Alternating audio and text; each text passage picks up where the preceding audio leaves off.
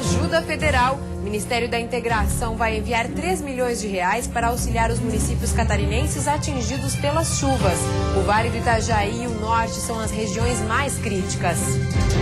Reunião de conciliação na capital. O Tribunal Regional do Trabalho tentou hoje à tarde um acordo para evitar a paralisação no transporte coletivo anunciada para amanhã.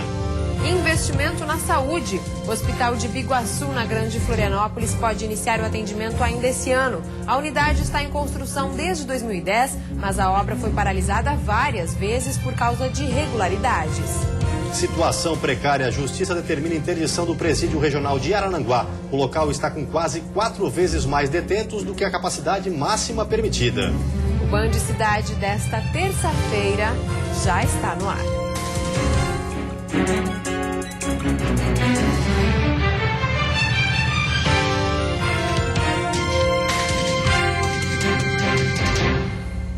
Olá, boa noite. Boa noite. As chuvas em Santa Catarina. O Ministério da Integração Nacional vai enviar 3 milhões de reais para o estado para ajudar a atender as famílias atingidas. O número de cidades castigadas pela enchente subiu para 33 no estado. Os 3 últimos municípios que registraram problemas com a chuva foram Vitimarsum, José Boatê e Rio do Campo, no Vale do Itajaí. O número de desabrigados ou desalojados em todo o estado chega a 18 mil. O menino que foi resgatado depois de ser atingido por um desmoronamento em Guaramirim, na região norte, teve a morte cerebral confirmada pelos médicos no início da tarde. Ele estava internado na UTI pediátrica do Hospital Infantil de Joinville. Com isso, subiu para 2 o número de mortos em Santa Catarina. Metade dos municípios que foram castigados pela chuva decretou situação de emergência, que o estadual. Em Guaramirim e Rio Negrinho, o estado é de calamidade pública. O ministro da Integração Nacional, Francisco Teixeira, esteve em Santa Catarina e garantiu a liberação imediata de 3 milhões de reais ao estado durante uma reunião na Casa da Agronômica. À tarde, o secretário da Defesa Civil, Rodrigo Moratelli, e o governador Raimundo Colombo sobrevoaram a região norte, onde se concentram as cidades mais atingidas pelo volume de chuvas, e se reuniram com os prefeitos desses municípios. A primeira é de emergência, um apoio humanístico às pessoas que estão atingidas, né? E também um apoio direto às prefeituras nessa fase agora de recolhimento de entulhos, apoio óleo diesel, máquina, tirar todos os bloqueios nas estradas, né? Eliminar as barreiras, e isso nós estamos já fazendo, liberando os recursos. A segunda etapa agora depende de a água baixar e poder reunir todo o material para poder fazer daí a reconstrução. E os estragos causados pela chuva do fim de semana também são sentidos para quem precisa pegar a estrada. E alguns trechos das rodovias federais e estaduais permanecem interditados pelo estado. Na BR-116 em Mafra, a água continua subindo perto do quilômetro 2. No quilômetro 74 em Monte Castelo, a água está baixando, mas o trânsito está bloqueado para veículos pequenos. A Serra de Curupá, na BR-280, ainda não tem previsão de liberação. Em Rio Negrinho, nos quilômetros 128, 129, 130 e 141, ainda há alagamento. O mesmo acontece no quilômetro 154 em Mafra. Em Porto União, caiu a cabeceira de uma ponte e a previsão é de que a rodovia seja liberada em 10 dias. Já na BR-470 em Ilhota, o quilômetro 21 segue interditado, mas a previsão é de que seja liberado em breve. A quarta-feira vai ser de nebulosidade variável com condições de chuva isolada à noite na Grande Florianópolis e Litoral Norte. Temperatura baixa na madrugada, podendo gear nas áreas mais altas do Planalto Sul. A mínima deve ficar em 3 graus na Serra e a máxima em 23 na Grande Florianópolis, Vale do Itajaí e norte do estado. No Planalto Norte, mínima de 9 e máxima de 17 graus. No sul e na região oeste, a máxima chega aos 21 graus. E no sul do estado, a Justiça determinou a interdição do presídio de Araranguá. Nenhum detento vai poder ingressar na unidade até que o problema da superlotação seja resolvido. O presídio regional de Araranguá já havia sido parcialmente interditado em abril do ano passado, medida que não resolveu os problemas de superlotação na unidade, que abriga hoje 480 presos em um espaço construído para 128. A decisão pela interdição total do presídio foi tomada pelo juiz da 2ª Vara Criminal de Araranguá. O governo do estado tem até o dia 1º de julho para transferir pelo menos 280 detentos. O objetivo é que o local fique com 200 presos, o que é considerado um limite aceitável. Até a data proposta pelo juiz, mas nenhum detento pode ingressar na unidade. Uma vistoria já havia sido realizada pela desembargadora do Tribunal de Justiça de Santa Catarina, Salete Somariva, no final do mês passado. Na época, ela considerou a situação do presídio regional de Araranguá a mais precária do sul do estado. A situação totalmente degradante, humilhante, não dá nem para expressar exatamente com palavras, né, a situação que esses presos estão vivenciando dentro do presídio. Caso o governo do estado apresente alguma solução antes do prazo estipulado pelo juiz, a decisão pode ser prorrogada ou até mesmo anulada. E por telefone, o Departamento de Administração Prisional disse que reconhece a superlotação na unidade e que está trabalhando para resolver o problema, criando novas vagas no sistema prisional catarinense.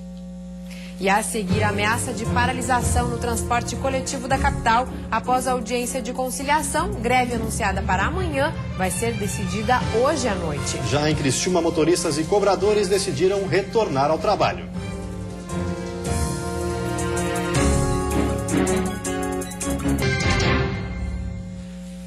A empresa Planaterra Terraplanagens e Pavimentação de Chapecó deve assumir as obras de duplicação da SC 403 em Florianópolis. A construtora foi a terceira colocada no edital. As obras de duplicação da SC 403 no norte da ilha estão interrompidas desde abril. Hoje à tarde, depois de 15 dias de negociações, foi feita a assinatura do contrato com a nova empresa. Na próxima sexta-feira, o governador Raimundo Colombo deve liberar a ordem de serviço. Com isso, a empreiteira já pode retomar os trabalhos no local. A Planaterra deve receber os 34 milhões restantes do contrato, enquanto a Espaço Aberto ficará com 1,7 milhão pelos trabalhos já executados. Conforme a Secretaria de Infraestrutura do Estado, a nova empresa foi a última alternativa para evitar a abertura de novo edital para a duplicação da rodovia. A segunda colocada na licitação dispensou a obra alegando falta de condições para executá-la. A vencedora do processo licitatório, a empresa Espaço Aberto, deu início aos trabalhos na rodovia no fim do ano passado, mas teve o contrato encerrado com o Estado depois de diversos atrasos no cronograma das obras. No período em que trabalhou, foram executados apenas 6% da obra. E terminou a greve dos motoristas e cobradores de Criciúma, no sul do estado. Os ônibus voltaram a circular nessa madrugada depois de uma semana parados. A decisão de retornar ao trabalho foi tomada em assembleia na noite de ontem. Foi aprovado um reajuste de 9,5% para motoristas e 9,8% para cobradores. Além disso, o Vale Alimentação vai subir para R$ 300 e os trabalhadores vão ter abono de 50% dos dias parados, compensando a outra parte em dias de férias. E o Sindicato Patronal dos Trabalhadores do Transporte Urbano de Florianópolis chegaram a um acordo. Hoje à noite, uma assembleia vai discutir se haverá ou não greve dos ônibus anunciada para amanhã. A audiência conciliatória durou mais de 3 horas. A peça-chave para o acordo entre os sindicatos foi o dissídio proposto pelo procurador do Ministério Público do Trabalho, em que a Justiça acatou o pedido e deferiu liminar proibindo a alteração no transporte urbano de Florianópolis e mantendo os postos de trabalho dos cobradores. O sindicato patronal prometeu não recorrer da decisão. A questão dos cobradores, ela diz respeito com uma cláusula normativa, que a Justiça já apreciou, então onde não pode haver alteração das relações de trabalho. No momento em que houve esse edital que previa o desaparecimento dos postos de trabalho, ele em tese estaria violando uma cláusula que já se encontra julgada pela Justiça. Então esse é o motivo principal. O julgamento do dissídio está marcado para o dia 18 deste mês. Até lá, o acordo feito hoje é que não haverá demissão dos trabalhadores, a não ser por motivos disciplinares. Será feito o pagamento dos dias parados na greve do ano passado e também deve ocorrer a mudança na forma de pagamento dos dirigentes sindicais. Os itens só terão validade se os trabalhadores no transporte urbano de Florianópolis não paralisarem as atividades. Uma assembleia às 10 horas da noite de hoje decidirá se vai haver ou não a greve dos ônibus a partir de amanhã. E a seguir a 2 dias da Copa, veja em que horários o comércio e os serviços públicos vão funcionar. E para os consumidores, a Copa do Mundo pode ser uma boa oportunidade para comprar mais barato.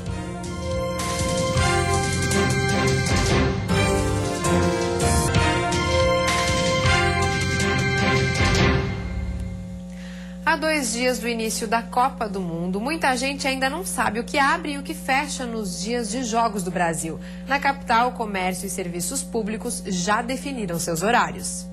Vitrines decoradas, clima de Copa e muito movimento.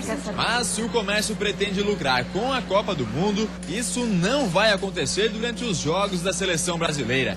As lojas na capital estarão fechadas no horário das partidas. O Sindicato de Lojas já deliberou, né, para o comércio fechar uma hora antes, nessa primeira fase dos jogos, né, e aí não precisa retornar ao trabalho.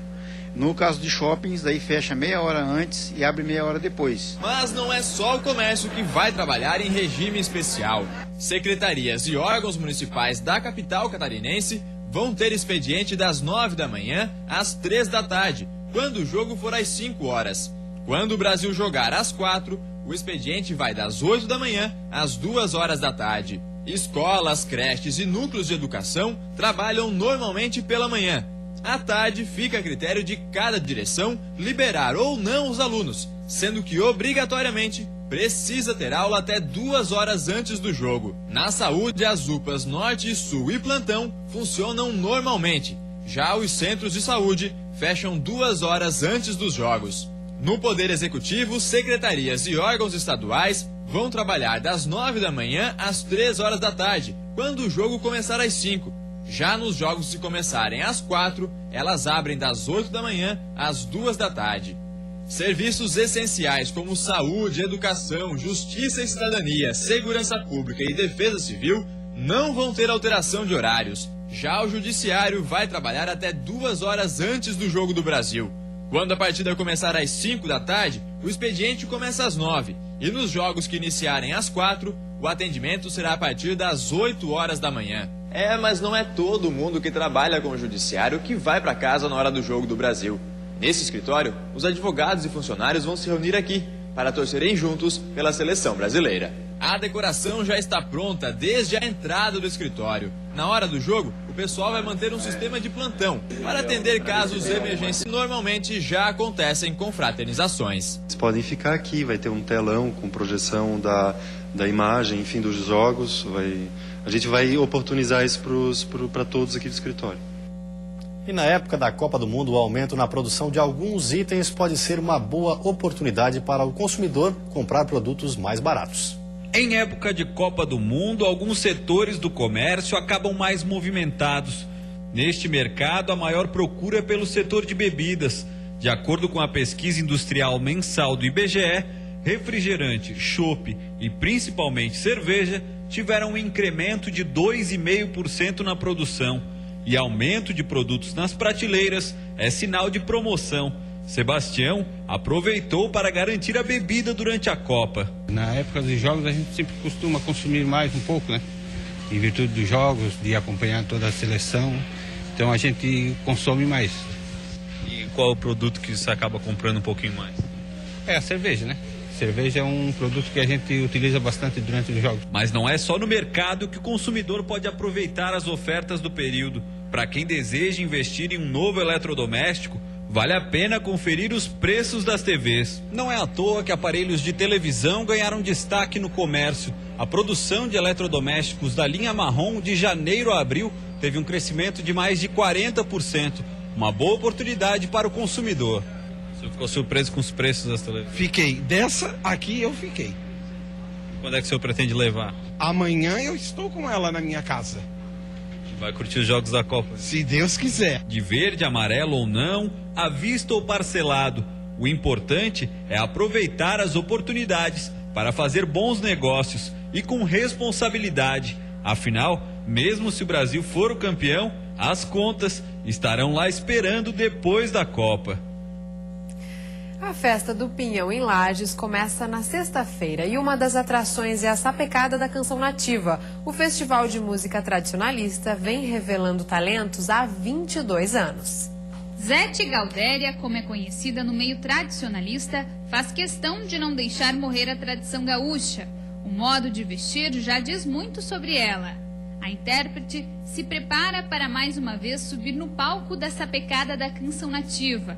Pela terceira vez consecutiva, Zete vai buscar uma boa classificação no maior festival nativista do sul do Brasil. Este ano não é diferente dos outros, a emoção é a mesma, o frio na barriga é o mesmo, acho que talvez até maior, entende? Porque eu subi no palco com nomes de renomes, né, esses da música gaúcha, como eu já subi com Marcelo Oliveira, Perisca Greco, Jari Terres, que eu vi ali, que sou fã deles. O festival, que acontece há 22 anos durante a Festa do Pinhão, traz grandes nomes da música nativista.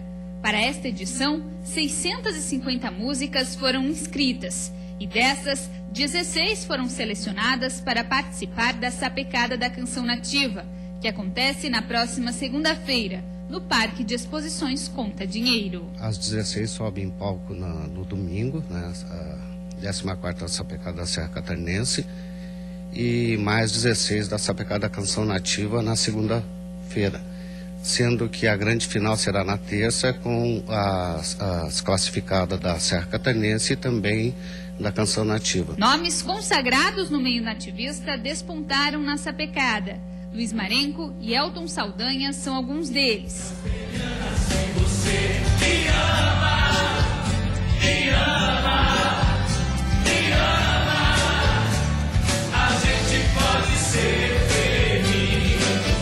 Com letras que falam da terra, da natureza, da família, de fé e de amor, a música nativista não para de conquistar adeptos. O trabalho de música, de composição, isso é um trabalho que retrata a região, que retrata a cultura sulina e que evidencia a cultura regional. Existem vários festivais, mas o Festival da Sapecada da Canção é um sonho de todo mundo.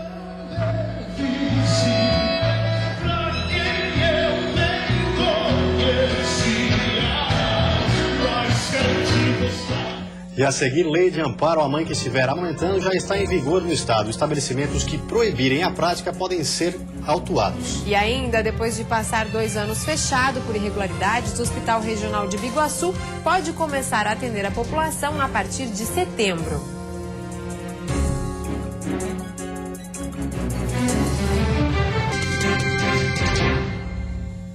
Passou a valer no estado a lei que garante às mães amamentarem em locais públicos. Após a advertência, comerciantes que descumprirem a determinação podem ser multados. Davi tem 3 meses de vida e se alimenta apenas do leite da mãe. Rosana diz que pretende amamentar até seu filho completar 1 ano de idade. Ela sabe bem os benefícios que o leite materno traz, assim como as dificuldades de amamentar em locais públicos. Tem lugar que acaba sendo até, de repente não tem um lugar para você sentar direito, que você, né, consiga ficar mais tranquila.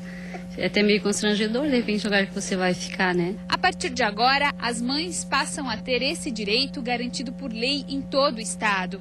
Foi sancionada pelo governador Raimundo Colombo a lei que prevê multa aos estabelecimentos comerciais que proibirem as mães de amamentar. Nós percebemos que o Ministério da Saúde possui diversas campanhas incentivando a amamentação, né, até por períodos mais longos, durante o estágio em que o bebê permanece até 1 ano, e a lei vem assegurar justamente isso, ou seja, você não precisa se dirigir a locais impróprios, e aí me refiro a banheiros, entre outros, para poder amamentar uma criança. Pelo texto, o estabelecimento que não respeitar a norma pode ser multado em R$2.000. Multa que pode chegar a R$40.000 em caso de reincidência. Locais públicos como bares, restaurantes, casas de espetáculos estão enquadrados na medida. Qualquer mãe que se sentir desrespeitada, coagida, enfim, com seu direito tolhido de amamentar em público, tem o direito de levar isso às autoridades competentes. Para tentar minimizar esse problema, uma iniciativa inédita do país foi implantada no Fórum Trabalhista de Lages. As mães que precisarem dos serviços têm uma sala de amamentação e um fraldário. O espaço foi pensado nas gestantes e nas mães de bebês de colo, que precisam ir ao local. Até para incentivar as mães que amamentam, né? Porque já são poucos casos de mães hoje em dia, de repente é mais fácil dar mamadeira, né? Pelo vínculo que a gente acaba tendo com a criança e pela saúde deles, né? O Hospital Regional de Biguaçu, na Grande Florianópolis, pode começar a funcionar ainda este ano. Com recursos garantidos, o município pretende iniciar os atendimentos à população a partir de setembro. Em construção desde 2010, o Hospital de Biguaçu ficou fechado por cerca de 2 anos, depois que a Vigilância Sanitária apontou 104 irregularidades na obra. Itens como largura das portas e material de construção no centro cirúrgico não estariam de acordo com as normas da Anvisa. A Prefeitura de Biguaçu ainda aguarda a sentença judicial. A Organização Mundial da Família, responsável pela obra, contestou as mudanças solicitadas aqui no Brasil. De acordo com a entidade, o hospital estaria dentro dos padrões internacionais e o mesmo modelo já teria sido construído em outros países.